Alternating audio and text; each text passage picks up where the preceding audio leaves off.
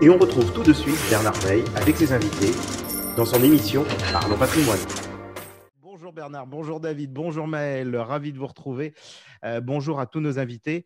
Donc quelques minutes de retard, désolé, on avait un petit souci avec le Zoom, impossible de pouvoir se reconnecter. Donc il est 18h39 à Paris, il est 17h39 à Lisbonne. On est ravis d'être avec vous.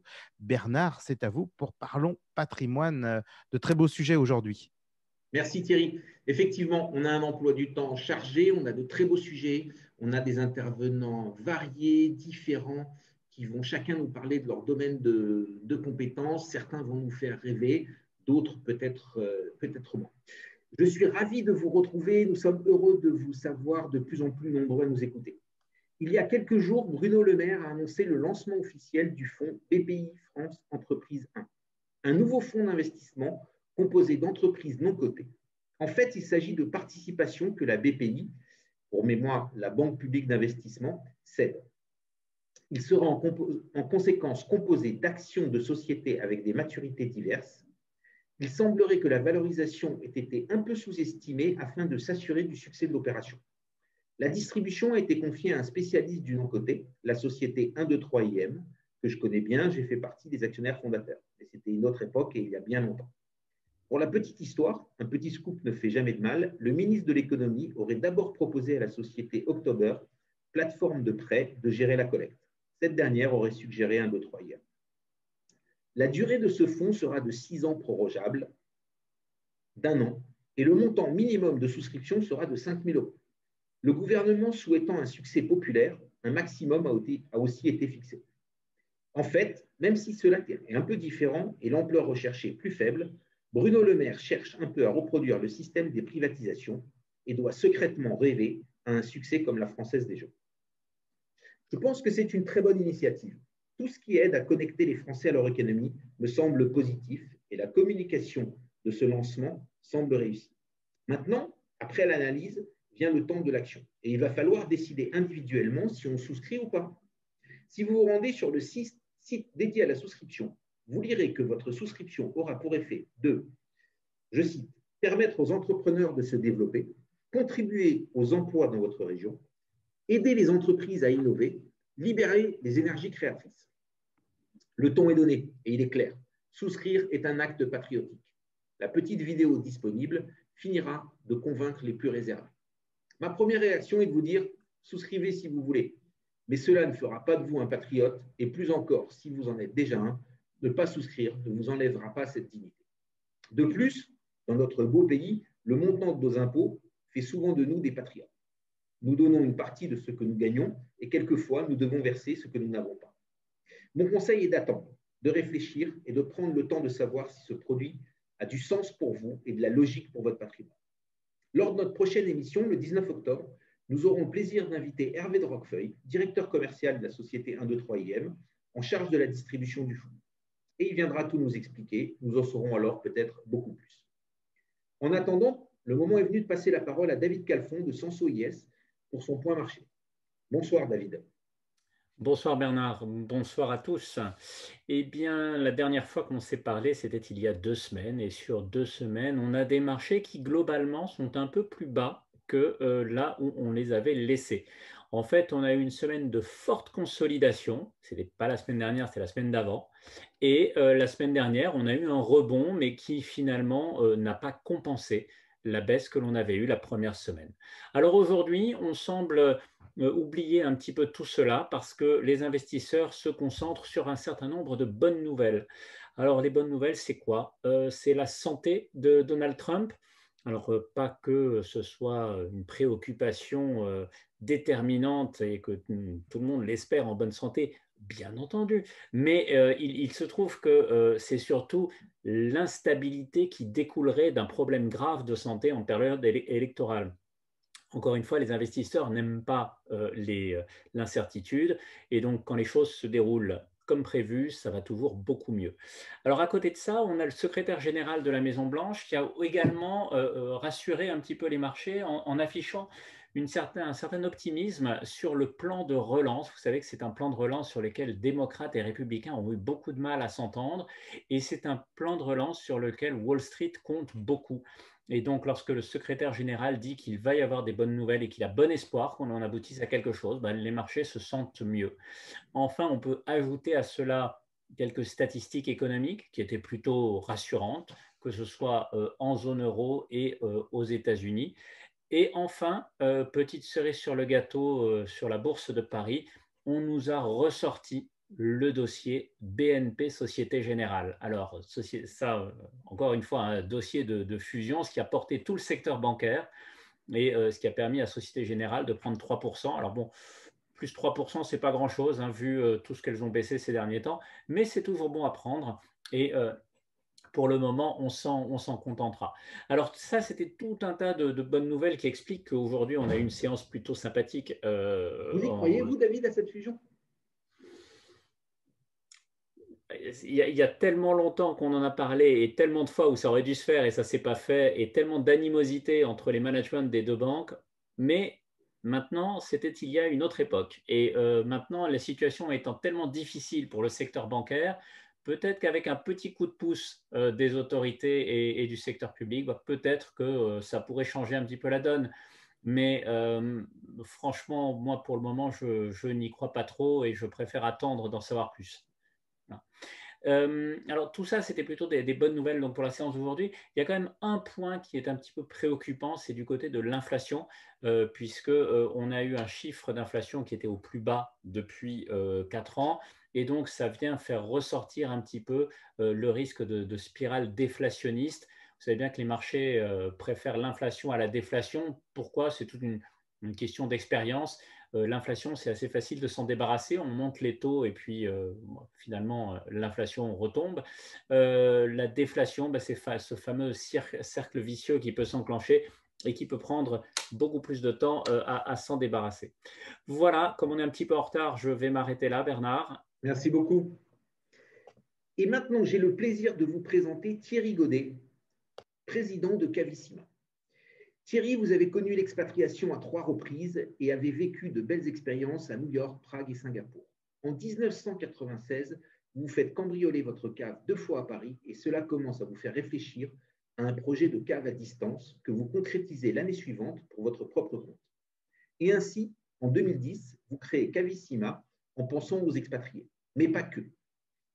Dites-nous-en un peu plus sur Cavissima, s'il vous plaît. Thierry, il faut mettre votre micro. Thierry, il faut mettre votre micro.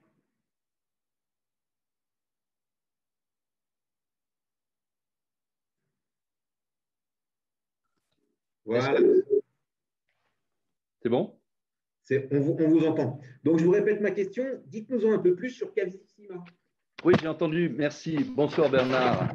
L'idée de Cavissima, c'est d'offrir des services finalement à tous ceux qui aiment le vin et qui veulent trouver des solutions pour acheter les yeux fermés, conserver ces vins dans de bonnes conditions le temps venu, avoir une gestion de cave dynamique, hein, savoir quand boire ces bouteilles de vin, les boire ni trop tôt ni trop tard, et puis bien sûr les revendre si les goûts changent, si le vin prend de la valeur, et puis si on a envie éventuellement de passer à autre chose.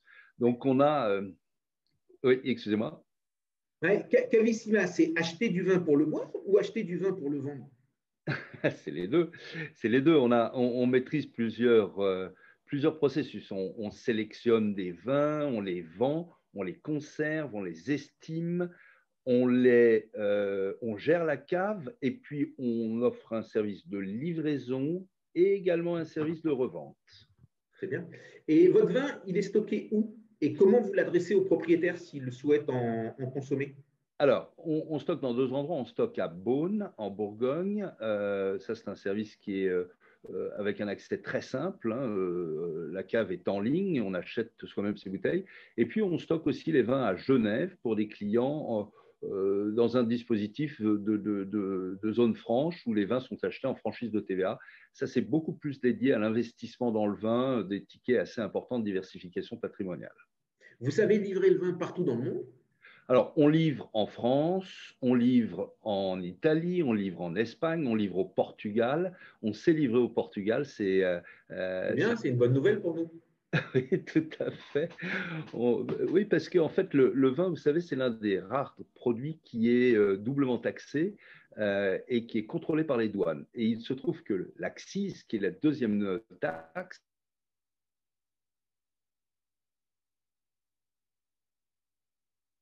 Je crois qu'on vous a perdu, Thierry. Alors, en attendant que Thierry retrouve sa connexion, décidément, aujourd'hui, c'est le jour des connexions qu'on perd et qu'on retrouve, qu'on perd et qu'on retrouve.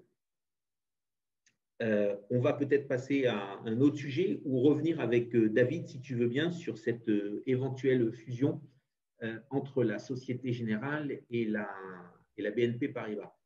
Et de savoir, est-ce qu'aujourd'hui, tu es acheteur de titres de la Société Générale? Je crois qu'on a retrouvé Thierry. Oui. Alors, Thierry, on vous a retrouvé. Donc, vous parliez d'une double taxe sur le vin. Oui, oui, je disais qu'il y a une double taxe sur le vin. Et la deuxième taxe, qui est finalement l'accise, est la même entre la France et le Portugal. Donc, les échanges sont très simples. Le vin peut circuler très facilement vers le Portugal. Très bien. Et si on parlait un petit peu chiffres, quelques chiffres à nous donner sur Cavissima. Combien vous avez de collaborateurs, la taille de votre cave, les avis clients, depuis combien de temps vous existez? J'ai 15 collaborateurs. On conserve 100 000 bouteilles pour le compte de nos clients sur nos deux caves. Les clients nous donnent une note de 4,8 sur 10. Vous savez, on a un agrément qui est de la part de l'AMF, puisque l'investissement dans le vin, qui est une de nos activités, est aujourd'hui réglementé par l'AMF. Et nous avons donc un agrément pour le dispositif avec stockage à Beaune et un agrément pour le dispositif stockage à Genève. Très bien. Et l'agrément AMF, il vient juste pour vendre du vin à un particulier ou alors il vient parce que vous allez créer un fonds, quelque chose de la sorte?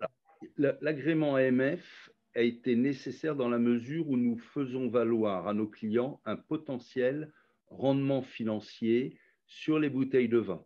On a, on va dire, deux catégories de vins. On a des vins plaisir, des vins qui ne prennent pas de la valeur, et puis des vins à partir de 70 € qui, eux, peuvent, sous certaines conditions, prendre de la valeur financière.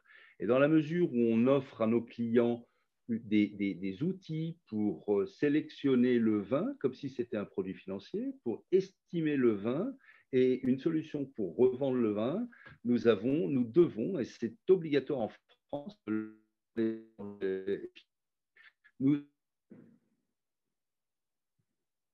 Et ben voilà, décidément, Thierry a une mauvaise connexion.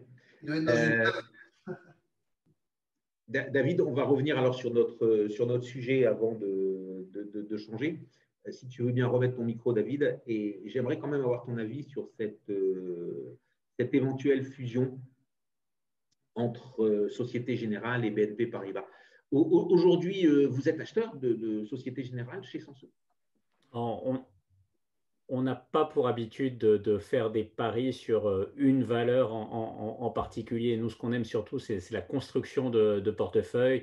Et généralement, on essaye de sélectionner au sein d'un portefeuille un groupe de valeurs. Donc, dire comme ça, il faut avoir du Société Générale ou d'ailleurs, il ne faut pas en avoir, pour nous, ce n'est pas ainsi que la question se pose. Non, sur ce dossier, ce qui serait… le principal problème que poserait ce dossier, c'est quand même un problème social, hein, puisqu'il y a quand même c'est quand même deux réseaux qui ont énormément de doublons. Donc déjà, au niveau du gouvernement, mon avis, ça coincerait un petit peu. Après, l'autre point qui est l'impératif qui fait qu'effectivement ce dossier ressorte un petit peu, c'est qu'on a besoin d'avoir des acteurs de grande taille dans le monde actuel. C'est toujours pareil, cette course à la taille et aux champions européens, comme on dit. Okay. Mais merci. On reviendra sur ce sujet parce que je pense que c'est un sujet qui intéresse beaucoup nos auditeurs et qu'on aura le temps de le creuser. De toute façon, ces opérations sont tellement longues que si ça devait se faire, ça ne se fera pas tout de suite. Thierry, je vous reviens une nouvelle fois. Thierry, il faut à nouveau enlever votre micro. Il faut remettre votre micro. Voilà. Et on va conclure en vous demandant deux conseils. Comme vous faites du vin plaisir et vous faites du vin business, Qu'est-ce que vous nous conseillez d'acheter aujourd'hui si on veut acheter quelque chose de pas trop cher en se disant qu'on aura fait une très belle affaire parce qu'on aura vraiment quelque chose où on pourra vraiment revendre avec un bénéfice dans 5 ans? Alors, en fait, si on veut gagner un petit peu d'argent, il faut vraiment aller sur des vins à plus de 70, 100 euros. Avant, c'est un peu illusoire. Alors, on a sélectionné aujourd'hui le domaine des Lambrais qui vaut 290 euros la bouteille. C'est une propriété qui appartient à LVMH, qui a été achetée par ce groupe il y a 3-4 ans. La valeur moyenne des vins des différents millésimes du domaine des Lambrais s'est appréciée de 25% sur les 3 dernières années. Donc, 2018 est un très, très grand millésime. C'est un domaine qui est en train de vivre une petite révolution, est en train de passer bio. Et nous, on pense que c'est un vin qui va continuer à prendre de la valeur. Les courbes sont assez linéaires et montrent qu'il y a encore de la prise de valeur. On n'est pas sur un vin, on est sur un grand cru de Bourgogne. 290 euros, ce n'est pas un prix qui est très, très élevé pour un grand cru. D'accord. Et si l'objectif, c'est d'arriver à boire quelque chose de vraiment superbe, d'exceptionnel dans 5 ans? Alors, nous, j'ai sélectionné le vin du domaine Brett, le Clos Ressier en Pouilly-Fuissé. C'est un premier. Le Pouilly-Fuissé sera reclassé, premier cru classé dans quelques années. C'est une bouteille à 32 euros. C'est un domaine qui est en biodynamie. On est sur une fraîcheur, sur des arômes à la fois de citron et de miel. C'est un pur délice. C'est un vin qui est produit en biodynamie et c'est un vin qui se laisse boire avec beaucoup de plaisir et qui offre beaucoup de plaisir à ceux qui vont le boire. C'est un domaine que j'ai revisité cet été, une fois que le confinement a été levé, et j'ai pris beaucoup de plaisir à voir l'équipe qui fait un travail remarquable dans cette très belle région du Mâconnais. D'accord. Et deux petites questions avant de vous quitter. Le minimum d'investissement à faire pour être client chez Cavissima? Il n'y a pas de minimum. Vous pouvez acheter un magnum, vous pouvez acheter une caisse de vin. Il n'y a pas de droit d'entrée. Donc, vous payez la caisse de vin que vous voulez. Et puis, dans votre panier, vous allez choisir soit de vous faire livrer directement au Portugal, soit de les laisser en cave chez nous, à Beaune, le temps nécessaire. Et puis, au bout de quelques années, ou au bout de quelques temps, quelques mois ou quelques jours, vous allez vous dire, ces bouteilles, je veux les récupérer ou bien je veux les mettre en vente. Si ce sont des vins d'investissement, on vous suivra, on vous donnera un suivi du prix moyen pour que vous ayez une idée de l'estimation de la valeur de votre vin. Mais voilà, ça se passe très simplement avec un petit navigateur Internet. Il faut une meilleure bande passante que celle que j'ai aujourd'hui, bien entendu. Et ça pose pas de juste une petite histoire. Et après, on passera à Reiser avec Grégoire Linder qui patiente. Quel est le plus gros profit qu'ait fait un client chez vous en achetant une bouteille, en la revendant? Alors, la chose exceptionnelle, ce fut Château Margaux 2015, qui s'est vendu en primeur légèrement au-dessus de 500 euros et qui était. Et puis là-dessus, alors ça, on était en mai 2016. Et puis, 2 mois, 3 mois plus tard, le château a décidé de faire une bouteille collector. Et 3 mois plus tard, lors de la mise en bouteille, c'est-à-dire en 1 an et demi plus tard, le prix s'est envolé et la bouteille a été cotée à 1 500 euros. Et je me souviens, on a un client qui, dans la même semaine, a revendu un magnum, donc valeur 3 000 euros, et puis 3 bouteilles. Il a fait un profit exceptionnel. Il a gagné plus de 1 000 euros par bouteille de 75 centilitres. Alors c'est un cas exceptionnel, mais il y en a d'autres. On voit des choses comme ça qui sont remarquables avec notre dispositif. C'est sur cette exception qu'on va mettre fin à notre conversation. Merci beaucoup Thierry d'avoir pris le temps de venir nous expliquer ce qu'est Cavissima. Merci. Si j'ai bien compris, Cavissima, c'est la conjugaison du vin plaisir et du vin business au service de tout un chacun. Tout à fait. On vous dit à très bientôt Thierry. À bientôt. Bonsoir Grégoire. Bonsoir Bernard. Fidèle au poste, merci d'être avec nous. Vous venez ce soir nous parler d'une nouveauté chez Reiser, la vente à réméré ou plutôt le financement d'un acheteur de réméré.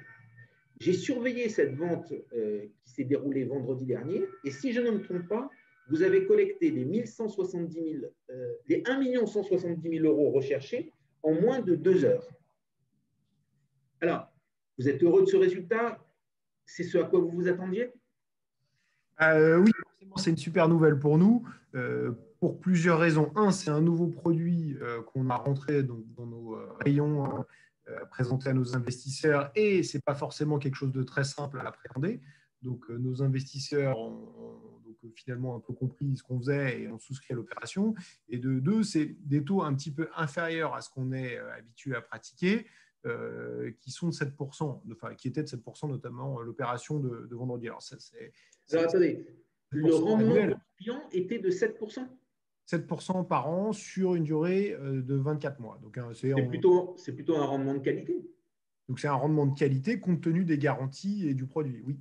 D'accord. Ce produit de réméré, c'est un produit qui est plus sûr que vos produits habituels? Alors, on va dire que ce n'est pas spécialement plus sûr, mais on va dire que c'est un risque qui est différent. Là, on est sur le financement d'une société qui aura acheté à réméré ou avec une faculté de rachat un actif immobilier qui sera vraiment une société où il n'y a rien d'autre. C'est-à-dire qu'on finance une société dans laquelle il n'y a que l'actif qu'on a financé et en l'occurrence, on va l'acheter à un prix complètement décoté par rapport à sa valorisation de marché. Donc là, en l'occurrence, l'opération de vendredi, c'était un bien valorisé à 2 200 000 euros qu'on a en gros acheté à 1 100 000 euros, à 50% de sa valeur. Donc on considère qu'effectivement, compte tenu de cette valeur d'actif et des garanties qu'on va prendre, on a très bien protégé nos investisseurs et que voilà, le rapport rendement de cette opération risque est très intéressant. D'accord. Et est-ce que vous comptez développer cette catégorie ou c'était juste une opportunité et on n'y reviendra pas de sitôt? Alors, c'était clairement un test pour nous, ce type de produit, mais on se rend compte qu'il y a beaucoup de demandes pour ce type de financement. On aime bien parce que c'est des produits bien cadrés avec un risque maîtrisé. Et du coup, on a vraiment vocation à développer cette classe d'actifs. On peut s'attendre à la prochaine opération quand? C'est déjà prévu? C'est déjà dans les tuyaux? C'est déjà prévu. Alors, d'ici… petit cachotier. Alors, c'est pour quand? D'ici fin octobre, on aura une belle opération, Paris 8e arrondissement. Donc, en plus, une belle adresse à financer à réméré. D'accord. Alors, j'ai une petite question piège pour finir. Est-ce que vous connaissez l'origine du mot réméré? Alors, réméré, oui, j'ai regardé ça. Je l'ai découvert il y a peu de temps. Ça vient du latin redimere, et qui veut dire racheter. Et on dit, bon, la vente à réméré, mais on dit aussi la vente avec faculté de rachat. Donc, c'est vraiment le principe. C'est on achète un bien immobilier à un vendeur qui a la possibilité de récupérer son bien, de casser la vente et de racheter son bien dans un délai prédéterminé, en l'occurrence, qui est dans notre cas de figure de 24 mois. Alors, moi aussi, je suis allé un petit peu fouiller, je suis allé un petit peu chercher et faire mon curieux. Vous savez quand le réméré a été introduit dans le Code civil? Ah non, aucune idée, non. Alors, pour la petite histoire, il a été introduit le 16 mars 1804 dans le Code Napoléon, comme beaucoup de choses. Mais c'est quelque chose qui existait depuis bien longtemps avant et on en retrouve des traces dans des actes. Et il y a une utilisation très célèbre du réméré qui a été faite dans l'histoire. Donc, je ne vais pas vous poser la question, je vais vous dire. C'est le futur général Dumas qui a racheté un bien de son père pour faire une opération comme ça et ensuite son père a pu se retitrer. Et ce futur général Dumas, c'était qui? C'était le père d'Alexandre Dumas. Donc voilà, l'origine, elle est très hautaine, elle est bien ancrée dans la francité. C'est quelque chose qu'on a peut-être un peu oublié et que vous allez peut-être remettre au goût du jour. On l'espère, Bernard. Pardon?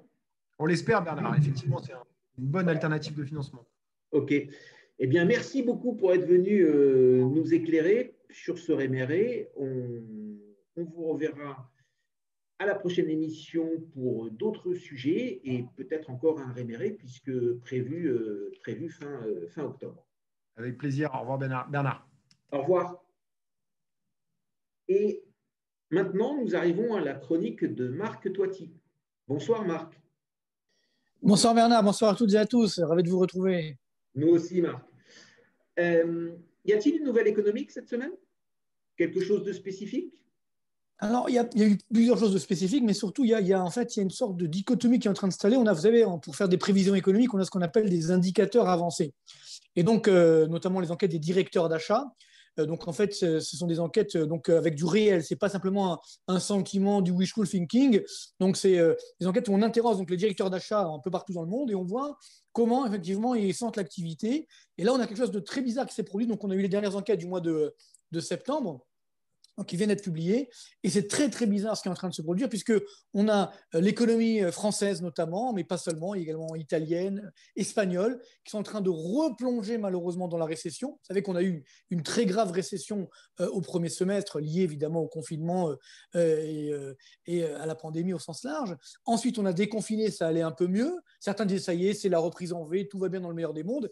Et puis malheureusement, là, on a les dernières enquêtes qui montrent que, on a une rechute, notamment dans les services. Ça, c'était évidemment avant les dernières nouvelles qui viennent d'arriver de reconfinement. C'est-à-dire que ça va être encore pire.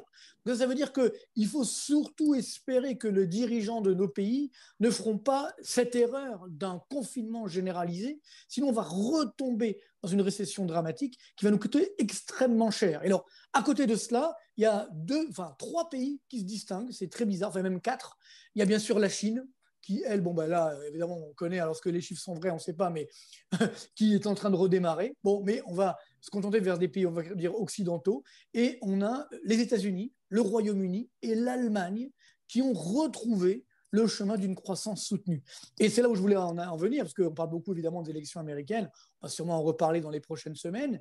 Et c'est vrai qu'on a eu une enquête, donc cette fois-ci de confiance des ménages, qui a été publiée il y a quelques jours aux États-Unis. Et là, énorme surprise, l'indicateur du Conference Board de confiance des ménages a augmenté de 15 points au cours du mois de septembre. Alors, ça veut dire qu'on est revenu sur un niveau qui prévalait avant la pandémie de Corona. Et donc, ça, c'est très important pour les élections américaines, parce que vous le savez qu'aux États-Unis, très souvent, même pour toujours en fait, le président en place est toujours réélu lorsque la croissance économique est forte, lorsque la confiance des ménages est élevée, lorsque le chômage baisse.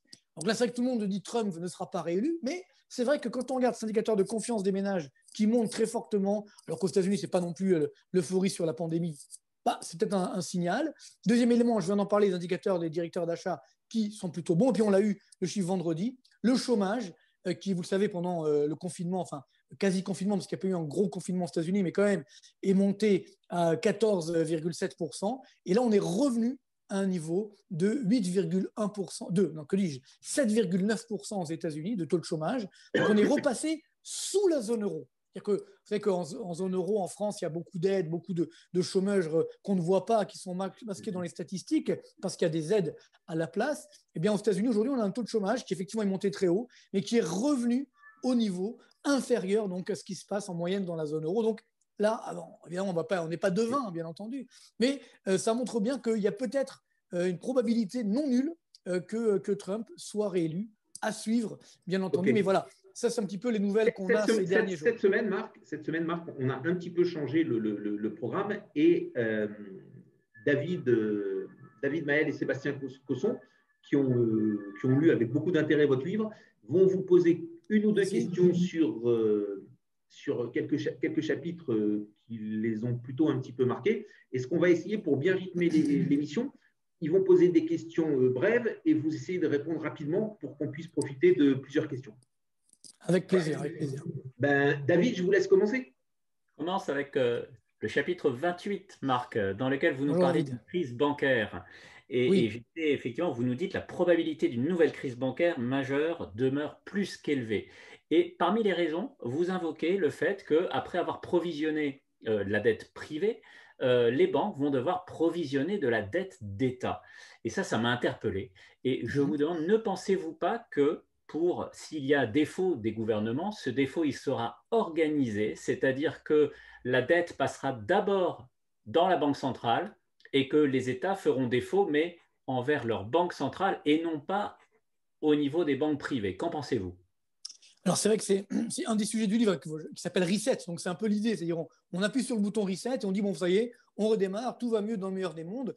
C'est vrai que ça, c'est le scénario idéal. Et donc, effectivement, c'est l'idée que vous avancez, qui est de dire, finalement, aujourd'hui, il faut être honnête, quand l'État français, l'État italien, l'État grec s'endette, il ne fait pas tellement appel au marché. C'est surtout la Banque centrale européenne qui achète cette dette. C'est ce qu'on appelle la planche à billets ou le quantitative easing, pour ceux qui connaissent.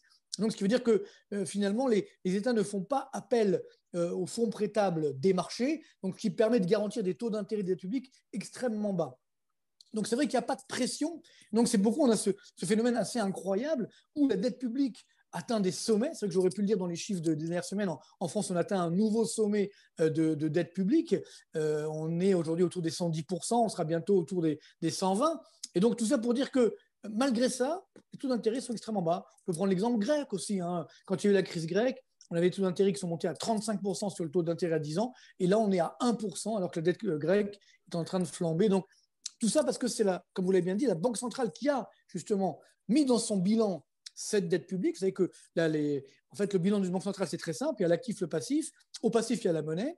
Et à l'actif, il y a les contreparties de la masse monétaire. Donc, normalement, pour avoir le droit de créer de la monnaie, on doit avoir antérieurement ce qu'on appelle les contreparties de la masse monétaire, donc je viens de les évoquer.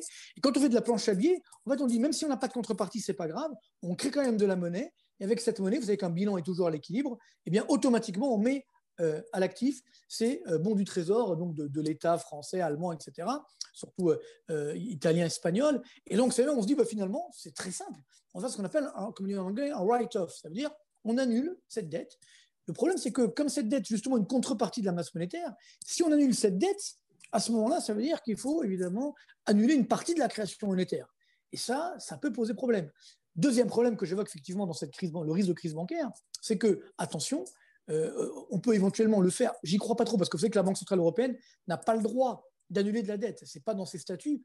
Et je ne pense pas que les Allemands laisseront faire. Vous savez que la cour de Karlsruhe en Allemagne fait très attention. Elle nous a mis la pression il y a quelques mois. Là, elle s'est un petit peu calmée. C'est clair que si jamais la BCE fait ça, je pense que ça, la cour constitutionnelle allemande dira non, ça, c'est pas constitutionnel avec la constitution allemande. Et donc, ça peut évidemment poser pas mal de problèmes, même sur l'existence même, on va dire, de la zone euro. Et là, ça peut être extrêmement dangereux.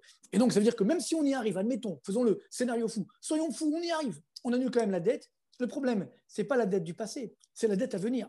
C'est-à-dire que la nouvelle dette, parce qu'évidemment, elle va être évidemment, elle sera là et on devra encore, les taux d'intérêt finiront par augmenter. Voilà. Merci Marc pour cette très brève réponse. Merci. Maël, peut-être une question? Oui, bonjour. Donc, moi, sur la sortie de crise, c'est le chapitre qui m'a intéressé, le bon plan. Alors déjà, il y a une première chose, c'est le constat, c'est qu'aujourd'hui, on distribue des milliards pour relancer l'économie et l'innovation. Donc, on a décidé de distribuer plutôt que d'utiliser la rigueur pour relancer. Alors, on ressort le commissariat au plan avec 200 personnes. J'ai lu qu'il y avait 200 personnes qui étaient embauchées pour le commissariat au plan. Est-ce que déjà, vous pensez que c'est la bonne solution? Et qu'est-ce que vous attendez finalement de ce commissariat au plan au final? Merci, mais la réponse, elle est dans la question que vous avez dit. C'est-à-dire qu'effectivement, c'est ce qu'on appelle un oxymore, si vous voulez. C'est-à-dire qu'on veut préparer l'avenir avec un machin, comme aurait dit le général de Gaulle, qui date des années 60. Le commissariat au plan, c'est un vieux truc qu'on a ressuscité, qu'on avait supprimé il y a quelques années, en disant ça ne sert à rien finalement. Puis là, non. En plus, vous l'avez bien dit, on met 200 personnes, M. Bayrou, j'ai rien contre lui, mais bon, pour préparer l'avenir, franchement, il y a mieux, je pense. Et donc, oui, ce que j'explique dans le livre, c'est qu'il y a un meilleur plan, il y a un bon plan, bien sûr. Alors, vous l'avez un peu dit, il faut dynamiser l'investissement, l'innovation, comme dans tous les plans de relance, en fait, un vrai plan de relance qui marche. On en a quelques-uns. On a bien sûr le New Deal de Roosevelt après la crise de 29, le plan Marshall après la Seconde Guerre mondiale. On a eu les plans de relance également européens, quand on a créé une Union européenne, qui ont donné naissance justement à l'Airbus, à l'aérospatiale, etc. Voilà, là, il y a une stratégie. Là, aujourd'hui, je ne vois pas de stratégie parce qu'on me dit, oui, alors on va faire de l'économie verte, mais alors on va mettre des panneaux solaires. Je ne vois pas où est le vert là-dedans. Le vrai enjeu, il est dans l'innovation. Quand on me dit aujourd'hui qu'il faut arrêter de prendre l'avion pour être écologique, je dis non, on n'a rien compris. Parce que le monde qu'on nous propose, justement, il est assez dramatique. Non, la vraie écologie, c'est justement de faire un avion à hydrogène, par exemple. Voilà, là, on pourrait effectivement attendre des mesures de l'État français ou des États européens. Et puis également, dernier point, ce que j'explique également dans le livre, j'ai fait une chronique là, qui vient de paraître là, sur capital.fr, justement, où je dis que ça ne suffit pas de s'arrêter à distribuer les milliards. Il ne faut pas oublier les réformes structurelles en baissant les impôts, en baissant certaines dépenses publiques, en modernisant l'économie française. Et c'est ça, évidemment, le bon plan. Et justement, c'était mon deuxième point. Ne pensez-vous pas, justement, dans les solutions que vous préconisez, alors il y a des solutions qu'on entend avant chaque présidentielle, c'est baisser les impôts, baisser la CSG, baisser la dépense publique, entre guillemets, quick du Sénat. Ça, c'est des choses qu'on propose, dont on nous parle à chaque fois. Mais avant une élection présidentielle, il ne va vraisemblablement rien se passer. Par contre, ensuite, vous proposez des solutions moi, que je trouve très innovantes: moderniser le marché du travail, simplifier le code du travail, réduire les contraintes au licenciement et l'embauche, augmenter la part de variables, proposer aux fonctionnaires éventuellement de prendre plus de risques et d'avoir un meilleur salaire. Toutes ces choses-là, est-ce que vous pensez qu'elles ont une chance de voir le jour? Je l'espère. J'avais déjà écrit un livre il y a quelques années qui s'appelle Guérir la France, la thérapie de choc. Donc j'ai un peu repris ça. C'est-à-dire, pour moi, c'est une thérapie de choc bienveillante. C'est-à-dire, vous avez raison, la rigueur, ça ne sert à rien. Non, mais il faut effectivement moderniser notre économie en faisant évidemment des efforts, mais également en donnant de la confiture pour faire passer la pilule, en baissant bien sûr notamment les impôts. Mais vous savez qu'en France, on a plus de 1000 impôts et taxes. D'ailleurs, pourquoi il y a beaucoup de Français qui ont préféré le Portugal que la France, mais pour les comprendre. Parce que le problème aujourd'hui est là. C'est qu'on est numéro 1 mondial des impôts en termes de fiscalité par rapport au PIB, mais on est également numéro 1 mondial des impôts en termes de complexité. Donc c'est très bien pour les fiscalistes, ça fait du boulot pour eux, mais par contre pour la fluidité de notre économie, on en est très très loin. Donc voilà, c'est ça moi qui m'inquiète. Alors je reste optimiste, donc j'y crois quand même. On le fera forcément tôt ou tard dans la douleur ou dans la douceur, espérons-le. Sébastien, une question sur un autre chapitre? Oui, bonjour Bernard, bonjour Marc, bonjour à tous. Bonjour Sébastien. Bonsoir Sébastien. Effectivement, moi j'ai quelques questions sur la dernière partie, le dernier chapitre, Quel nouveau monde pour demain, qui commence par les premières paroles de Foule sentimentale d'Alain Souchon. Que vous parodiez, puisque la vie en rose se transforme en la vie en vert. On parle de décroissance. Quelques lignes plus tard, on parle d'extrémistes verts, d'ultra de la décroissance. Donc là, on se dit, oulala, attention, ça va être compliqué. Et en fait, vous dites un petit peu plus loin, attention, trop d'écologie tuera l'écologie.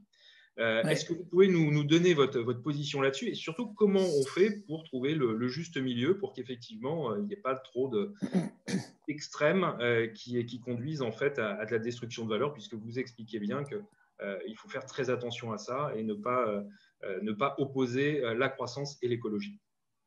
Tout à fait, ça c'est vraiment un enjeu actuel, mais surtout à venir, pour les générations à venir, parce que c'est vrai qu'aujourd'hui on est en train de nous dire, évidemment la Terre est ronde, ça on le sait, donc c'est vrai qu'on me dit la croissance infinie dans un monde fini, techniquement c'est pas possible. Donc c'est vrai que potentiellement on vous dit il faut faire de la décroissance. Sauf que si on fait de la décroissance, on l'a vu pendant la pandémie, on le voit encore aujourd'hui, la décroissance ça veut dire baisse du PIB, baisse de la richesse, destruction d'emplois, chômage, crise sociale, guerre civile, peut-être même guerre tout court. On ne va pas proposer ça à nos enfants. Donc, c'est ce que je dis quand je parodie la chanson d'Alain Souchon. C'est horrible ce qu'on nous propose. Moi, je veux un autre monde pour nous déjà et puis aussi pour nos enfants, nos petits-enfants. C'est-à-dire qu'il faut effectivement mieux penser ce monde. Et pour moi, le seul moyen de faire de la croissance infinie ou durable dans un monde fini, c'est en optimisant l'existant au travers du progrès technologique. Pour moi, c'est ça la vraie écologie. Donc, moi, je suis un écologiste, entre guillemets, convaincu, mais qui n'oppose pas l'écologie et l'économie. Parce que ça, c'est la culture qu'on a beaucoup en France, il faut le dire, la culture de lutte des classes. C'est soit l'un, soit l'autre. C'est comme, aujourd'hui, on oppose la santé et l'économie. Les deux ne s'opposent pas. Les deux vont de pair, comme effectivement l'écologie et l'économie. Si l'écologie, c'est mettre des taxes, empêcher de prendre l'avion, empêcher de prendre la voiture, etc., mais ce n'est pas une vie, ça. C'est ce que je veux dire. Et à la fin, on sait que ça va se terminer dans des conditions horribles.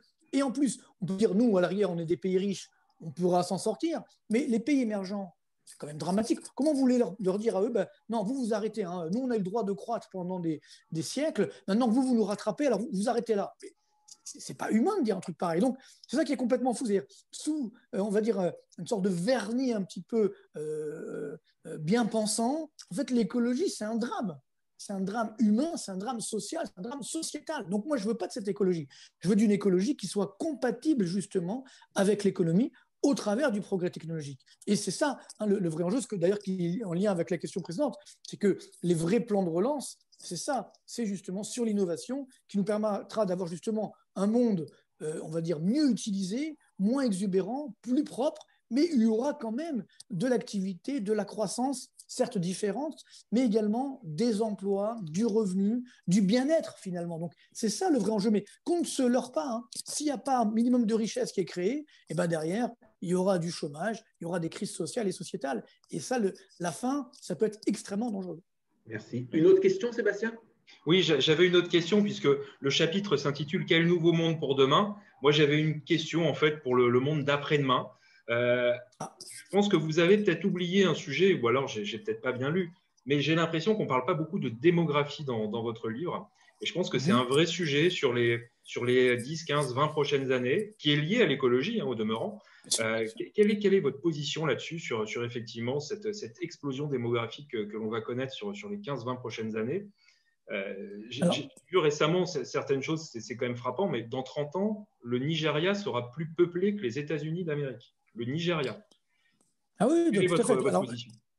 Alors justement, j'en ai parlé un petit peu à un moment parce que quand je parle notamment des révolutions, des nouvelles technologies de l'agroalimentaire, de l'énergie, parce que c'est clair que si on continue comme ça, on sait très bien qu'il n'y aura pas assez, je dirais, de terres arables ou d'animaux ou tout simplement d'énergie pour pouvoir vivre normalement pour tout le monde. Ça c'est clair. Donc on a un gros problème. D'où l'importance effectivement de l'innovation. Et puis parallèlement, si on se dit, non, vous savez, c'est pas grave, c'est loin de chez nous. Ben non, parce que ça arrive très vite. Et je donne également un chiffre dans le livre qui, moi, m'a marqué, parce qu'il ne vient pas de moi, c'est la Banque mondiale qui l'a calculé, mais dans les années 80, on avait à l'époque la moitié de l'humanité qui vivait sous le seuil de pauvreté extrême. Ça veut dire $1 par jour à l'époque. La moitié de l'humanité, 50%. Aujourd'hui, le seuil de pauvreté extrême, il est à $1,9 par jour, qui est déjà évidemment très faible, mais selon vous, combien de personnes vivent en dessous aujourd'hui, enfin, avant le Covid, bien sûr, on était à 8,5%. Donc, rendez-vous compte, les progrès pour l'humanité, le problème, c'est que sur ces 8,5%, 90% vivent en Afrique, qui malheureusement n'a pas pris le train, effectivement, du développement jusqu'à présent. Et là, encore, chiffre de la Banque mondiale, c'est qu'on estime malheureusement qu'avec la pandémie, il y aurait aujourd'hui 20% de cette population donc, qui est sortie de l'extrême pauvreté, qui est retournée ou qui va y retourner. Donc, oui, c'est encore un exemple justement de la décroissance, ce que ça peut coûter à notre économie. Donc, bien sûr, l'enjeu démographique, il est déterminant et il faut faire très attention parce que moi, ce qui m'inquiète, c'est un peu ce qu'on appelle le malthusianisme. Vous savez, Malthus disait, heureusement, il y a des guerres, etc., donc on va réduire et rien ne vaut une bonne guerre pour repartir. C'est très dangereux, ce discours, mais c'est un peu le discours écologique, finalement. Donc, maintenant, on risque d'avoir un bon virus pour repartir. Hein. Oui. Voilà, là aussi. D'ailleurs, c'est ce qui se passe aujourd'hui, malheureusement. Donc, ce que je veux dire par là, c'est qu'il vaut mieux utiliser effectivement nos ressources. Et encore une fois, il ne faut pas dire c'est loin, ça ne nous concerne pas, parce que si ces pays-là ne se développent pas justement, ils arriveront chez nous et on sait très bien comment ça peut se terminer. Il peut y avoir derrière des difficultés territoriales, des guerres, etc. Okay. Donc, vous voyez, ça peut être très dangereux. Donc, gardons le bon sens. OK. Maël, une question ? Pour revenir sur ma partie, moi, il y avait un point avec lequel j'étais absolument d'accord. C'était la solution de dire qu'il faudra favoriser le financement des entreprises et de l'innovation, notamment en assouplissant les règles prudentielles qui pèsent sur les banques et en facilitant la création des fonds d'investissement. Et ça renvoie un peu à ce que nous disait David. Par exemple, si la Société Générale et BNP devaient fusionner, moi, j'y crois pas trop parce que je pense qu'il y aura une sorte de situation de monopole. Et si demain, elles devaient fusionner, est-ce que dans la même verve, si elles contrôlent une grande partie du territoire, est-ce que les règles pourraient être assouplies pour les aider à relancer un peu l'économie ? Moi, je pense que c'est indispensable, effectivement, d'assouplir ces règles prudentielles. C'est d'ailleurs ce qu'ont fait les Américains ou les Anglais, il ne faut pas l'oublier, pour sortir de la crise de 2009. Donc là, nous, aujourd'hui, on est dans un monde, justement, où on va octroyer des crédits ou des prêts aux États et puis pas aux entreprises qui en ont besoin. Donc, bien sûr qu'il faut assouplir tout ça. Bon, quant au système bancaire, c'est la première question tout à l'heure de David, effectivement. Moi, malheureusement, je crois aussi que la Société Générale, elle est mal en point. Alors, ça ne veut pas dire que ce qu'il y a une fusion BNP avec la BNP, on verra bien. Peut-être, moi j'y crois un petit peu. Le seul problème, c'est que, bien entendu, ça dépend dans quel état est la Société Générale. Vous savez qu'elle a fait 1,3 milliard de pertes au deuxième trimestre. Après, il y a le too big to fail. On ne peut pas laisser faire des banques comme ça et laisser faire faillite, c'est évidemment possible. Donc voilà, à ce moment-là, oui, il faut assouplir cette règle prudentielle, mais pas faire n'importe quoi aussi, c'est-à-dire ne pas oublier, comme vous le savez, j'ai travaillé longtemps dans une banque mutualiste, et c'est pour ça que c'est vrai que les banques, je trouve que les banques mutualistes, elles ont cette vision du monde justement qui est de se dire, bon, voilà, on va mutualiser les risques, on va essayer de voir un petit peu de l'avant, et puis voilà, il faut garder une grande humilité. Je pense que certaines grandes banques, on ne va pas donner de nom pour ne pas être méchant, mais se sont dit, bon, bah, il n'y a que les marchés, et puis le reste, c'est le menu frottin, etc. Bref, c'est pas beau de parler comme ça. C'est-à-dire qu'il faut de la cohésion, il faut effectivement de l'humilité, et sinon, bah, il y aura évidemment des sanctions. Donc oui, pour assouplir les ratios prudentiels des banques, mais avec des garde-fous, justement, et encore une fois, on aura un meilleur financement de l'économie, et derrière, une économie plus florissante. Le problème, c'est que David, une dernière question? Non? Oui? OK. Pas de dernière question. Maël, je vous ai coupé la parole. Une peut-être dernière question? Le problème, c'est que c'est au niveau européen. En France, on sera peut-être d'accord pour baisser les ratios, mais au niveau européen, ils ne voudront jamais. Donc, nos amis allemands ne seront jamais d'accord, par exemple. Pourtant, ils n'ont pas les banques en meilleur état. Mais c'est vrai que ça va devenir compliqué. Pour autant, on a des pays avec les banques les plus costauds. Alors, les Allemands, juste pour terminer, les Allemands, très simplement, si effectivement il y a des garde-fous, je ne pense pas qu'ils seront contre en permanence. Mais il faut effectivement qu'il y ait des garde-fous. Mais c'est sûr que ce qui se passe dans la zone euro aujourd'hui est un petit peu dangereux parce qu'on a une sorte de fuite en avant. Et là, c'est vrai que ça peut bloquer à moyen terme. C'est un autre sujet. Une dernière question pour clôturer le chapitre? Oui, effectivement, j'avais une question assez amusante, mais je pense que là, il faudrait 1 heure pour répondre. Mais on va essayer la Chine. Marc. Oui, mais vous évoquez la Chine et vous dites qu'il faudrait instaurer des normes sanitaires plus strictes, il faudrait améliorer les règles démocratiques, la liberté d'expression de la presse. Sinon, ils ne pourront pas rester dans l'OMC. Concrètement, vous faites comment? En 1 minute, Marc, s'il vous plaît.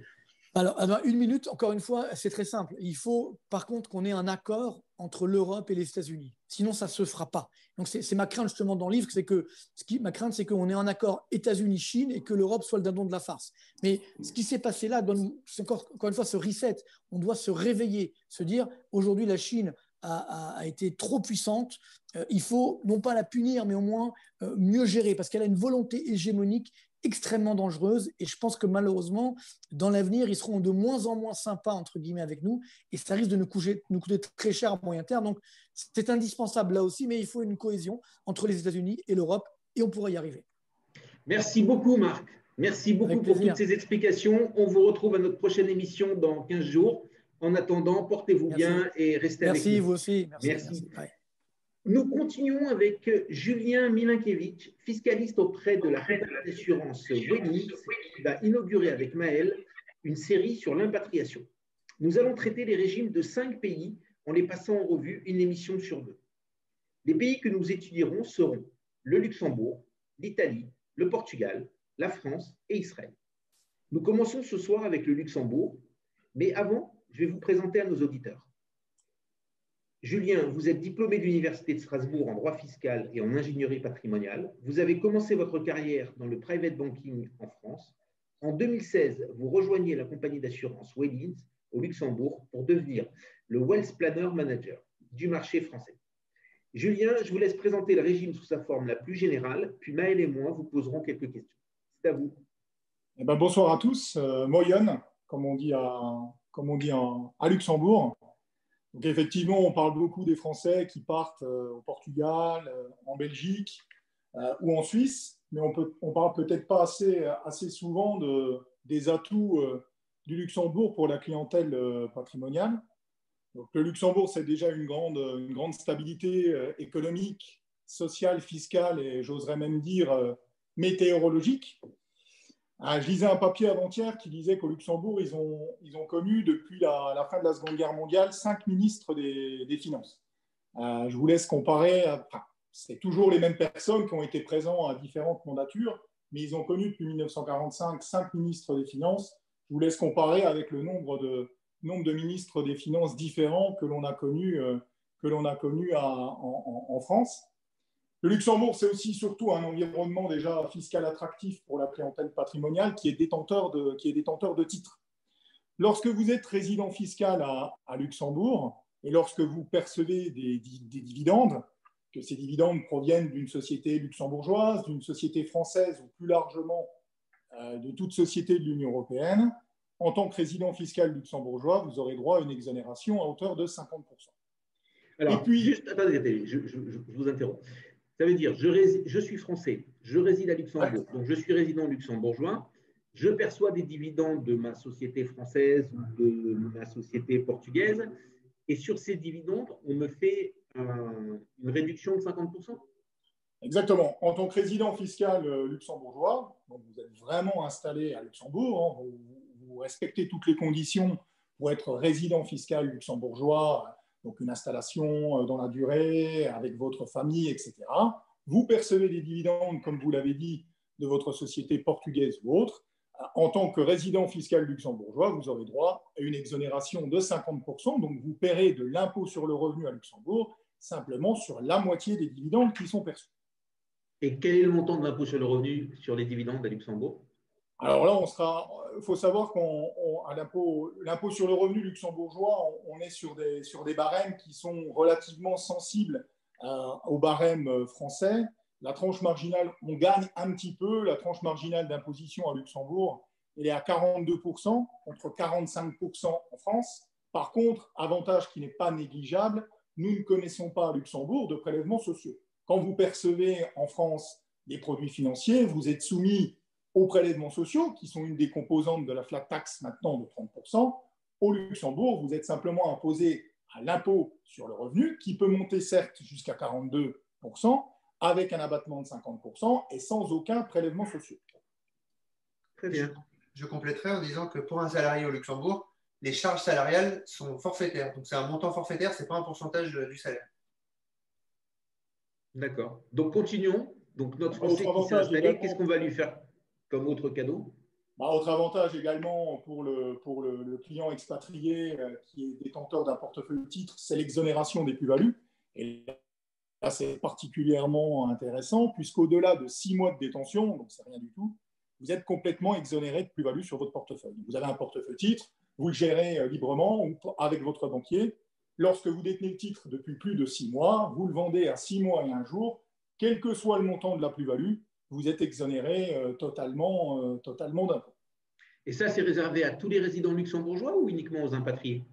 Alors, c'est réservé à tous les résidents luxembourgeois. On en reparlera ultérieurement. Les luxembourgeois, la clientèle d'entrepreneurs a également droit à un certain nombre d'autres avantages lorsqu'ils viennent s'installer à Luxembourg. Mais à partir du moment où vous êtes résident fiscal luxembourgeois, expatrié ou non, donc nouvel arrivant ou pas à Luxembourg, vous bénéficiez de cette exonération de 50% sur les dividendes et surtout de cette exonération complète lors de la cession de titres détenus depuis plus de 6 mois. Bien évidemment, comme je vous le disais, on n'a pas de prélèvements sociaux ici, pas d'impôt sur la fortune, ça c'est évident, pas de taxation en cas de rachat sur un contrat d'assurance vie. Vous êtes détenteur d'un contrat d'assurance vie que vous avez ouvert auprès de votre compagnie française, vous partez vous installer à Luxembourg, vous faites des rachats, le Luxembourg ne vous prélèvera aucun impôt. Même quelle que soit la durée de détention?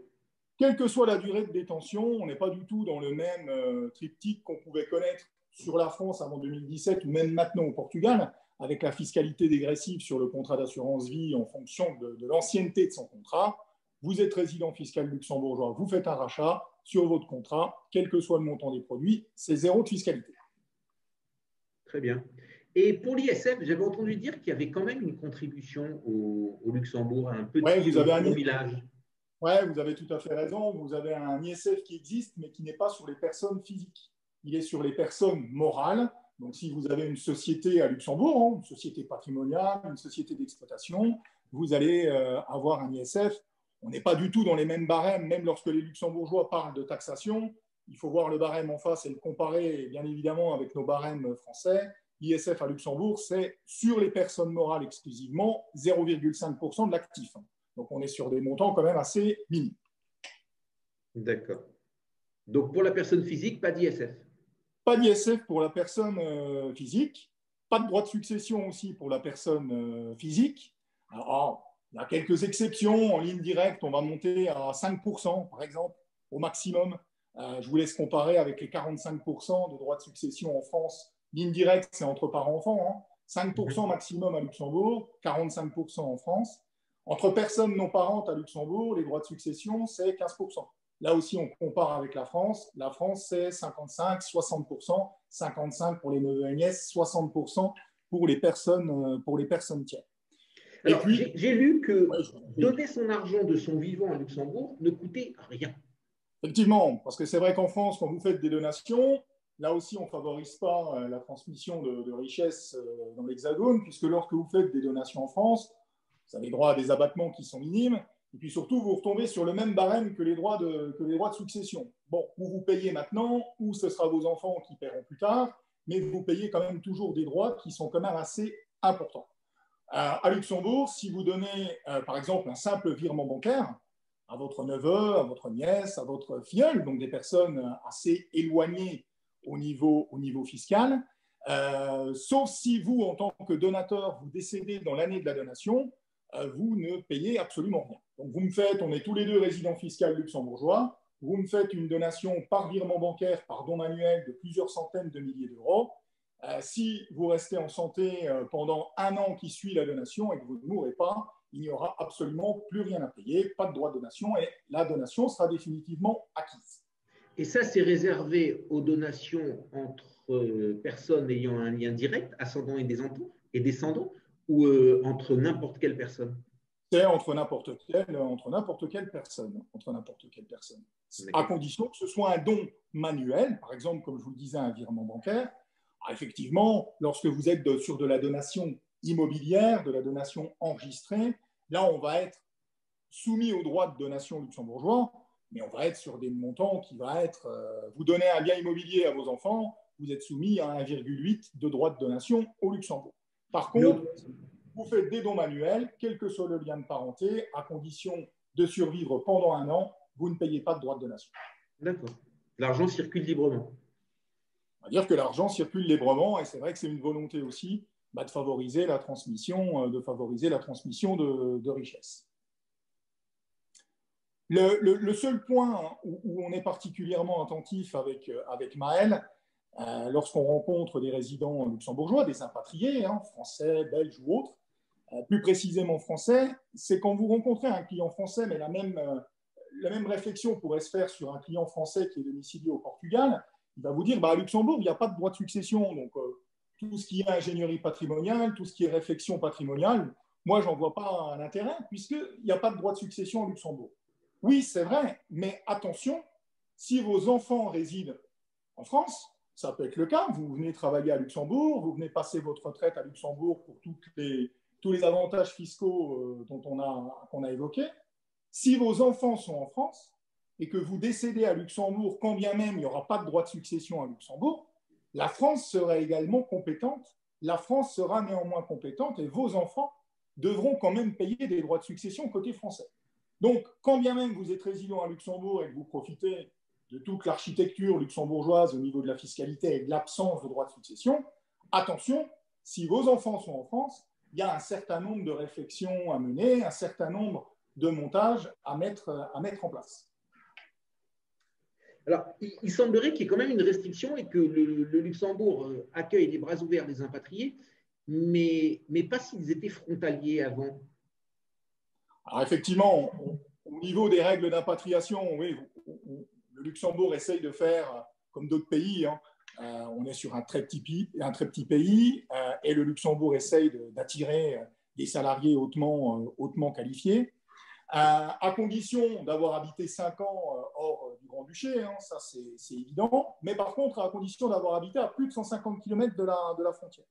Donc si vous voulez profiter du régime de l'impatriation luxembourgeois, il faut avoir habité plus de 5 ans à Luxembourg, mais ne pas habiter dans la zone frontalière. Si vous faites les allers-retours, ou même si vous, tous les jours, entre le Luxembourg, entre la France et le Luxembourg, ou si vous habitez, même sans faire les allers-retours France-Luxembourg, dans la zone de 150 km, vous ne pouvez pas bénéficier du régime des impatriés à Luxembourg. Alors après, le régime des impatriés à Luxembourg, il est vraiment là pour le coup. On l'a vu, il y a déjà un certain nombre d'atouts au Grand-Duché, au niveau fiscal. Le régime des impatriés, il est très, très, très, très light au Luxembourg. C'est surtout la prise en charge par l'entreprise d'un certain nombre de dépenses, de frais de scolarité, de dépenses d'aménagement, de voyages vers le pays d'origine qui vont être pris en charge par l'entreprise.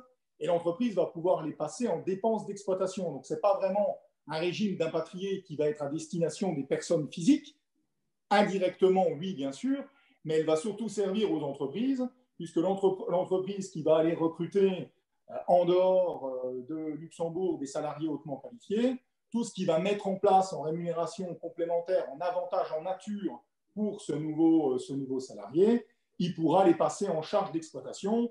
L'impatrié, lui, il gagnera un petit peu au niveau fiscal, puisqu'il disposera d'avantages en nature qui seront non imposables, mais on n'est pas vraiment Merci. Que le régime portugais, par exemple. Merci beaucoup, Julien. Merci pour toutes ces explications. C'était dense, mais très instructif. Bien entendu, si vous souhaitez des informations complémentaires, laissez-nous un message sur le site de la radio et nous le transmettrons à Julien, qui se fera un plaisir de vous répondre. Avec grand plaisir et à très bientôt. Et encore merci pour l'invitation. Merci et à très vite, Julien. C'est maintenant au tour de David d'interroger Michel Médigoz, gérant chez Senso IS du fonds Senso ESG Market Neutral. Bonsoir, Michel. Bonsoir. Avant de vous laisser la parole à David et à vous, je vais vous présenter. Vous êtes actuaire de formation, vous avez passé 20 ans à la Société Générale où vous avez occupé plusieurs postes de haut niveau, dont celui de responsable de la gestion des actions internationales. En 2012, vous rejoignez l'aventure entrepreneuriale chez Senso IS où, en plus d'être gérant, vous en êtes le directeur général. David, c'est à vous. Merci Bernard. Alors Michel, on t'a fait venir pour nous parler du nouveau fonds que ton équipe a lancé. Il s'appelle Senso ESG Market Neutral. Alors, outre que c'est un nom un peu compliqué, est-ce que tu peux déjà nous expliquer ce qu'est ce fonds? Alors, Senso ESG Market Neutral, comme tu l'as bien nommé, c'est un fonds commun de placement qui est géré par Senso Investment Solutions. C'est un véhicule destiné à nos clients qui sont désireux de voir évoluer leur investissement de façon régulière et surtout indépendamment des marchés boursiers classiques. Ça, c'est ce qu'on entend par market neutral, hein, cette neutralité à la direction des grands indices boursiers.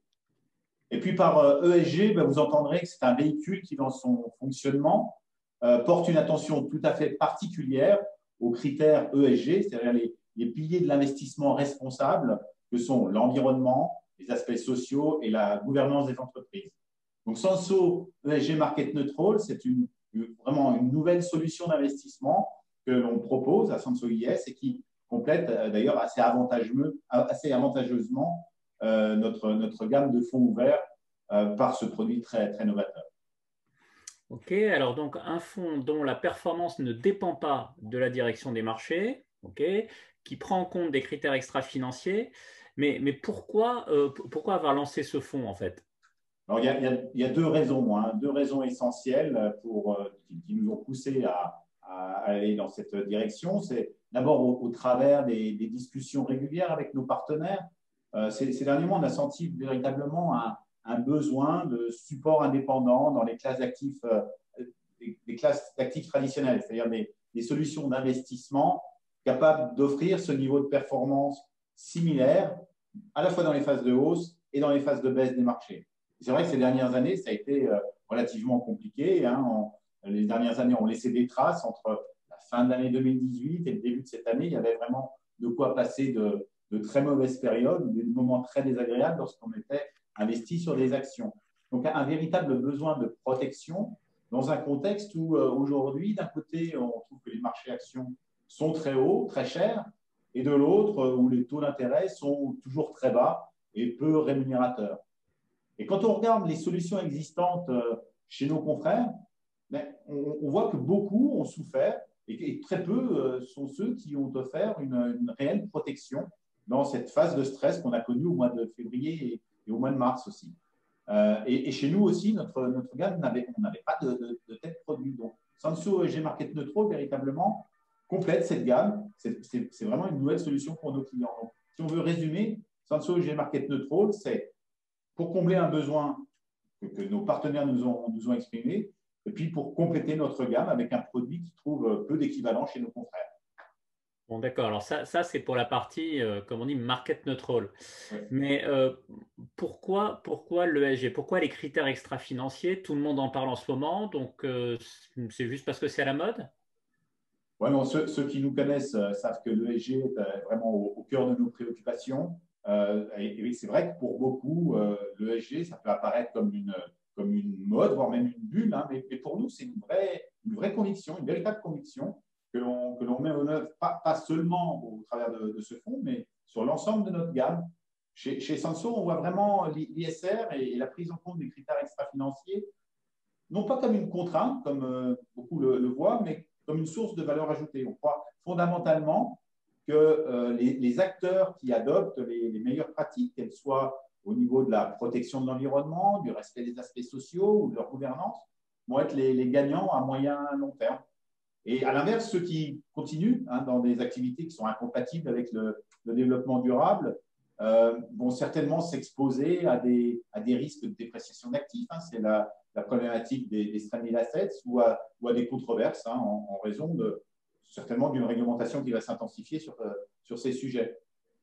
Alors, a priori, toutes ces intuitions-là, on les voit déjà dans le marché, elles se traduisent déjà dans le marché lorsqu'on observe les indices des valeurs spécialisées, aux bonnes notations ESG.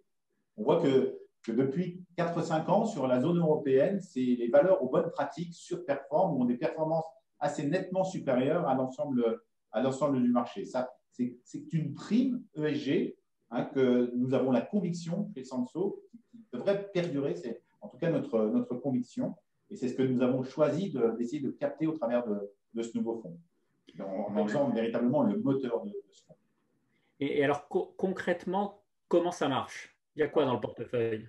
Alors, c'est assez simple, finalement. Nous sommes on s'est naturellement orienté vers une approche qui consiste à sélectionner les actions européennes sur la base de leur positionnement ESG, mais aussi de leur capacité à améliorer ce positionnement. Donc, non seulement on va investir sur les meilleurs acteurs, ce qui correspond à une approche qu'on a l'habitude d'appeler best in class, mais aussi ceux qui auront la capacité à améliorer leurs pratiques ESG au cours des derniers mois. Et ça, c'est ce qu'on appelle plutôt une approche best effort. Et véritablement, la combinaison de ces deux approches, elle se révèle assez robuste au cours du temps. C'est quelque chose qui est véritablement générateur de performance. Donc, on sélectionne les titres les mieux positionnés au sein de chaque secteur d'activité et on veille aussi à éviter un certain nombre de biais, notamment un biais assez classique, un biais de taille, puisque les grandes valeurs ont tendance à être mieux notées sur les caractéristiques extra-financières, mais avoir un meilleur positionnement simplement parce qu'ils ont davantage de moyens pour satisfaire les pratiques. Ensuite, le portefeuille est couvert de façon très classique afin d'annuler les variations de marché. De cette façon, on réduit non seulement de façon très, très significative le risque du portefeuille, mais aussi on rend minimale la dépendance de la performance du portefeuille à celle du marché, qui doit nous permettre, en tout cas c'est l'objectif, de générer une performance beaucoup plus régulière qu'un fonds investi en actions européennes sans couverture. Et ça marche alors? En performance, ça donne quoi? Oui, alors c'est encore un petit peu tôt pour en parler, puisque nous avons lancé ce fonds le 22 juillet dernier, donc il y a une cinquantaine de séances de bourse. Le démarrage se passe bien, la valeur liquidative a progressé d'un peu moins de 2%, alors qu'en même temps, et tu le rappelais tout à l'heure, le marché a consolidé, il est en baisse de 4%, donc une belle résistance au marché. Donc tout ça, c'est très encourageant pour la suite. À plus long terme, si on se projette à plus long terme, nous avons fait de nombreuses simulations historiques qui nous donnent une relative confiance pour tabler sur un objectif de performance de l'ordre de 4 à 5% par an, ce qui veut dire qu'aujourd'hui, on est même plutôt un peu en avance sur nos projections.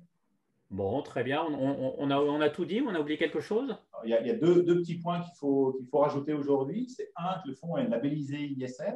C'est la moindre des choses pour ce portefeuille qui satisfait quand même bien des contraintes sur ce point. Et deux, un point intéressant aussi, c'est qu'il est éligible au PEA en tant qu'investi sur des valeurs européennes, ce qui reste évidemment fiscalement toujours très, très attrayant pour un certain nombre de nos clients.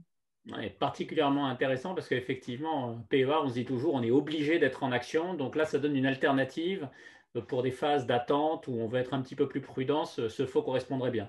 Effectivement. Ok, mais écoute, merci beaucoup, Michel. Je t'en prie, merci à vous. Merci beaucoup de ces explications on ne peut plus instructives. Là encore, pour les auditeurs qui souhaiteraient des explications complémentaires, laissez-nous votre mail sur le site de la radio et nous transmettrons.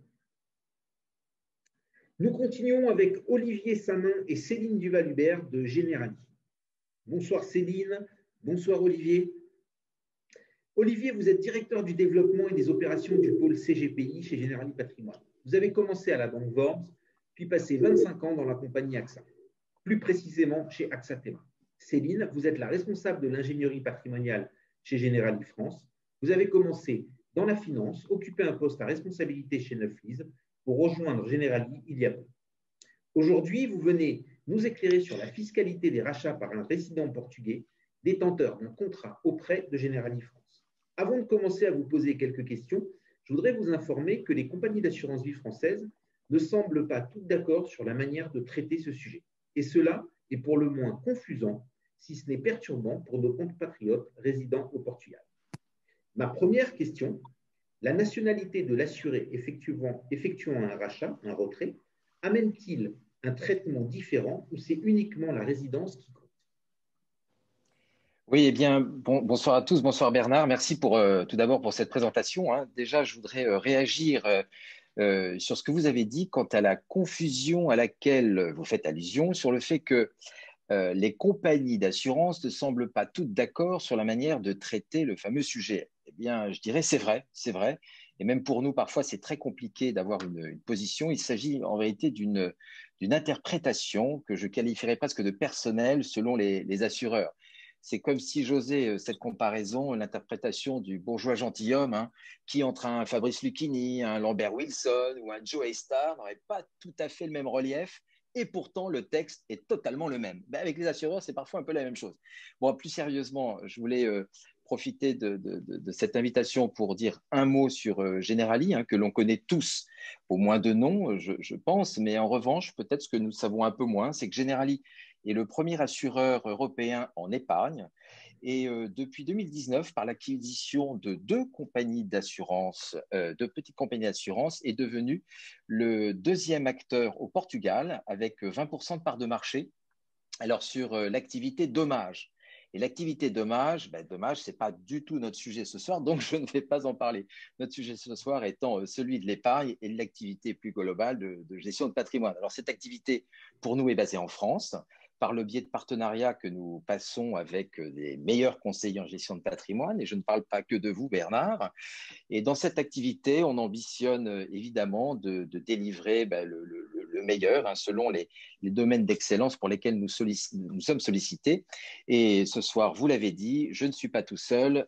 Céline est avec nous. Elle a la responsabilité de tout le pôle de l'ingénierie patrimoniale, ce qui est un point essentiel et déterminant. Alors maintenant, je vais répondre à votre première question qui reste à ma portée. Donc, je me l'octroie. Et en fait, la réponse est extrêmement simple. C'est la résidence fiscale de l'insuré qui nous importe et non sa nationalité. Très bien. Ma seconde question, on va prendre un exemple. Ça sera peut-être plus simple. Prenons l'exemple d'une personne ayant déposé 100 000 € il y a 10 ans, donc en 2010, en ayant aujourd'hui, pour simplifier nos calculs, 200 000 €. Si cet assuré souhaite retirer 100 000 €, comment allez-vous procéder et quels documents allez-vous lui demander? Donc, je vous rappelle, cet assuré est un Français, bien qu'Olivier nous ait dit que la nationalité n'avait pas d'importance, qui réside au Portugal et qu'il a une assurance vie donc chez Generali France. Et vous recevez une lettre, Madame, j'ai besoin de 100 000 €. Alors Céline. Donc, ça se passe bien. Donc, le principe, lorsqu'un retrait est effectué par un non-résident sur un contrat français, c'est qu'il y a un prélèvement qui est effectué. Ça ne peut jamais être le barème progressif de l'impôt sur le revenu. Donc là, dans le cas présent, le contrat a été souscrit il y a 10 ans. Donc, par définition, il a plus de 8 ans. Donc, le taux qui s'appliquerait en droit interne français, c'est 7,5. C'est le prélèvement forfaitaire libératoire. Donc, le principe, c'est que ce taux serait appliqué. Ensuite, on regarde s'il y a une convention. Comme vous le savez, il y en a une avec le Portugal et le taux conventionnel avec le Portugal, c'est 12%. Donc, comme 12% n'est pas plus avantageux que les 7,5, en fait, il n'y aura pas d'intérêt à faire jouer la convention. Donc, le taux de droit interne de 7,5 sera appliqué sans avoir à demander le bénéfice de l'application de la convention. Très bien, c'est une bonne nouvelle. Et l'assuré paiera donc un impôt en France. Oui, absolument. Donc, il paiera ses 7,5. Ce qui, je devine un peu la suite de votre question, le fait qu'il acquitte cet impôt en France ne veut pas dire qu'il n'aura pas d'autres impôts à acquitter au Portugal. Alors, ensuite, l'impôt français peut théoriquement s'imputer sur l'impôt portugais, mais je sais que dans la pratique, il y a certaines subtilités qui font que ça n'est pas toujours effectué, parce que ça suppose que, en l'occurrence, le Portugal qualifie les produits du retrait d'intérêt comme le fait la France, et que si le Portugal n'a pas la même qualification, il n'y aura pas forcément d'imputation possible.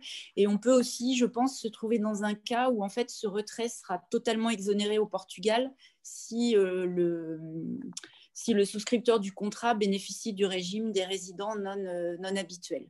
Donc, pour résumer, il y a un impôt à payer en France. Il peut aussi y en avoir un au Portugal, mais l'un n'empêche pas l'autre. Voilà. D'accord. Si c'est bien.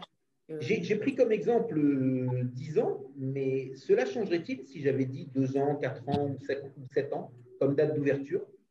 Oui, alors ça peut. En fait, ce qui peut changer, c'est l'intérêt de faire jouer la convention fiscale ou pas. Donc, comme je le disais tout à l'heure, le taux conventionnel, c'est-à-dire le taux que peut pratiquer à la source l'État, donc la France, c'est 12%. Donc, le souscripteur aura intérêt à demander l'application de la convention si ce taux est meilleur que celui qui serait appliqué selon le droit interne français. Donc, il y a 2 cas de figure. Soit c'est un contrat où il n'y a eu que des versements effectués avant le 27 septembre 2017. Et dans ce cas-là, le taux conventionnel de 12% sera plus avantageux que celui du droit interne français, puisque de 0 à 4 ans, ce serait 35%, et de 4 à 8 ans, ce serait 15%. Donc, dans ces cas-là, la convention est plus favorable. Ensuite, s'il y a eu des versements après le 27 septembre 2017, je suis désolée, c'est un peu technique, mais ça a un vrai impact sur le taux et l'importance ou pas de faire jouer la convention. Donc, s'il y a eu des versements après le 27 septembre 2017, donc dans ce cas-là, les produits correspondants sont soumis à la fameuse taxe flat. Et donc, cette taxe, elle est de 12,8%. Donc, par définition, ce sera à chaque fois plus avantageux de demander à bénéficier de la convention entre la France et le Portugal. D'accord. Donc, si j'ai bien compris, le sujet, il peut devenir technique, perdre en simplicité, et là, il va falloir regarder, comparer et voir ce qui est intéressant par rapport aux dates d'ouverture. Oui, mais si on veut résumer plus simplement, on peut dire que dans tous les cas, l'application de la convention sera plus favorable, donc le taux de 12%. Il y a une exception, si le contrat a plus de 8 ans, parce que ça veut dire qu'il y aura forcément une partie qui bénéficiera du taux de 7,5 en France. Donc, c'est vraiment après 8 ans c'est vraiment avant 8 ans où il faut vraiment se poser la question et bien regarder. Mais sinon, c'est rare que la convention ne soit pas avantageuse. D'accord. Et une question un peu naïve. Allez-vous croire sur parole votre assuré ou lui demander de prouver sa résidence portugaise? Et si, comme je le pense, vous allez lui demander quelques preuves, quels documents allez-vous lui demander? Alors, nous, on croit très volontiers le client sur parole, ça, je peux vous l'assurer sans faire de jeu de mots. En revanche, dans les conventions et dans les échanges entre les différents pays, il y a des formulaires qui ont été mis au point, ce sont des formulaires CERFA. Vous en avez peut-être entendu parler, ce sont les fameux formulaires 5000 qui prouvent la résidence et 5002 qui concernent la retenue à la source en matière d'intérêt.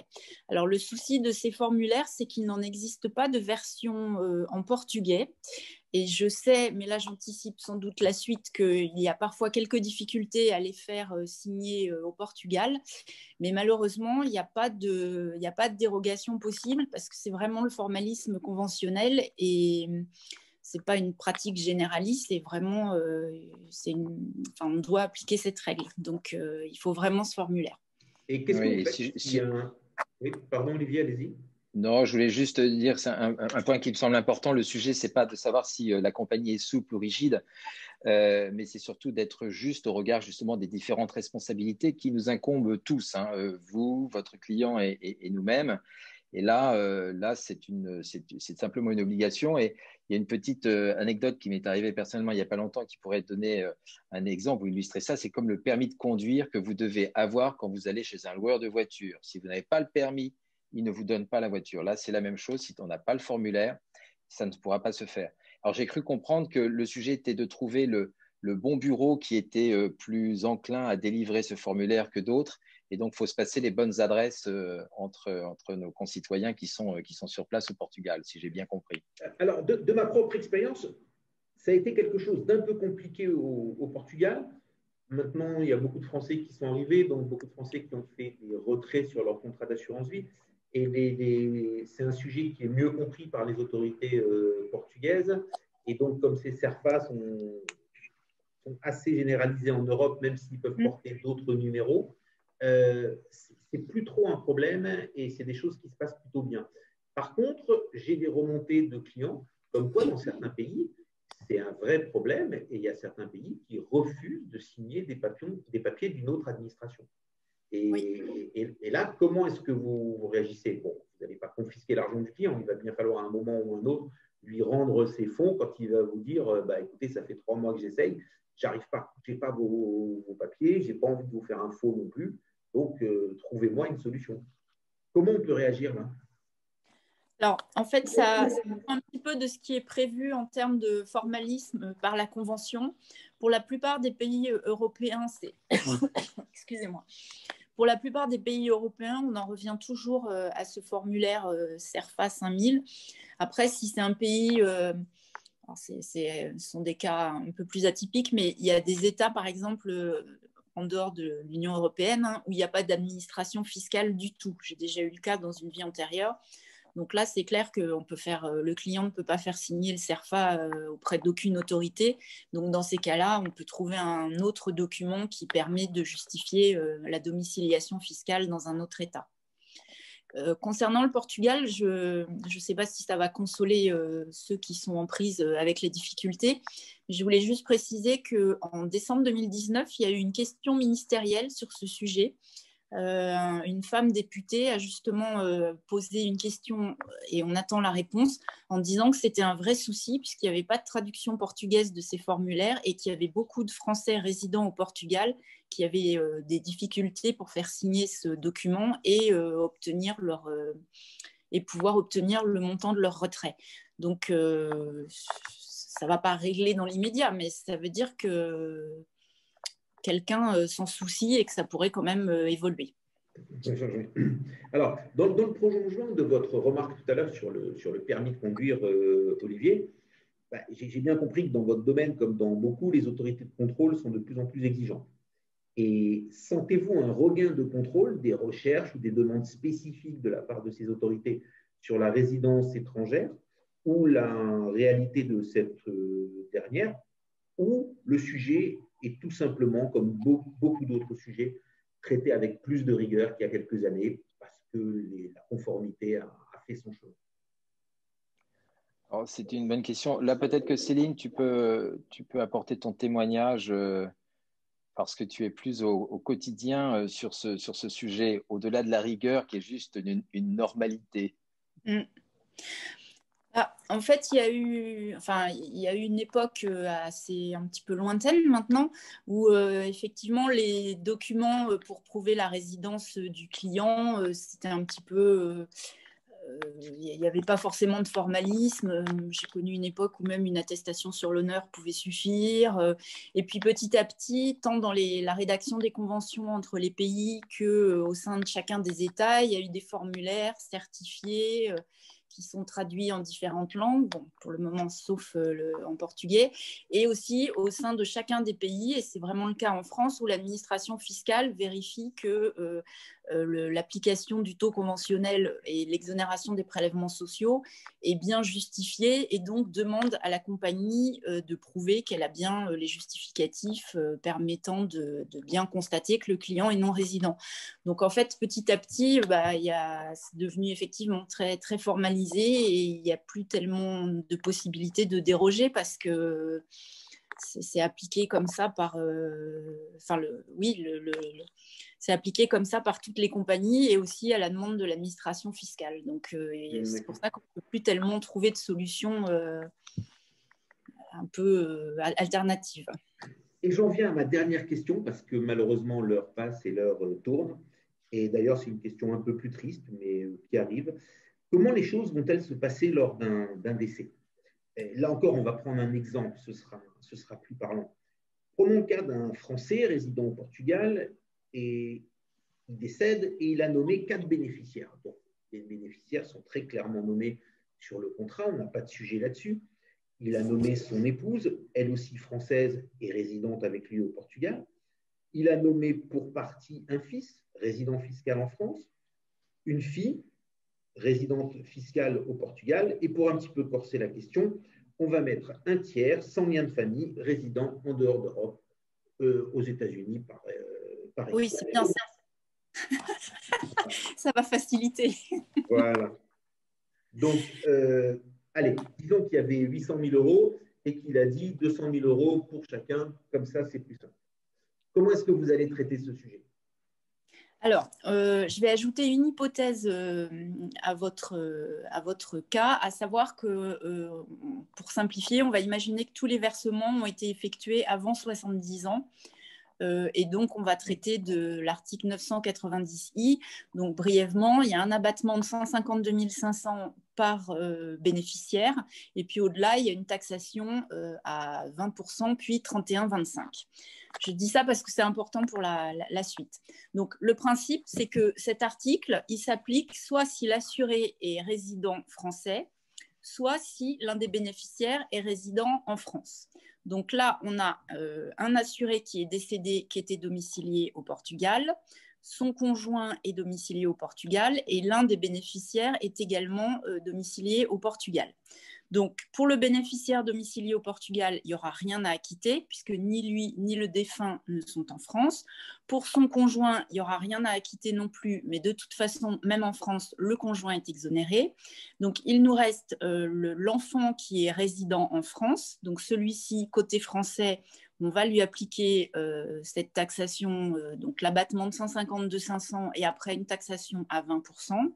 Et le tiers sans lien de famille et qui réside en dehors d'Europe, la France ne taxera pas, je réfléchis, non, il n'y aura pas de taxation puisqu'il n'est pas fiscalisé, puisqu'il n'est pas du tout, il n'a aucun lien en fait avec la France, l'assuré n'est pas en France et lui non plus.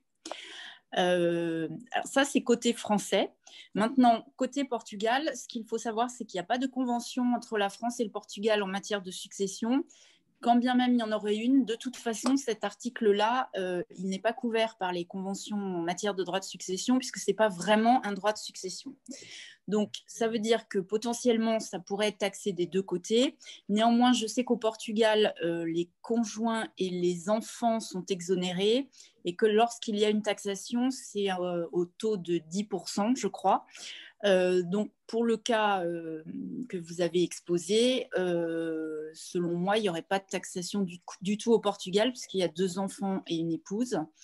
Et pour le tiers qui réside en dehors d'Europe, là, j'avoue, je ne sais pas comment c'est traité par le Portugal. D'accord. Et juste une micro-question avant de rendre l'antenne. Vous allez faire les virements dans les pays où les gens habitent ou c'est compliqué pour vous de virer à l'étranger? Non.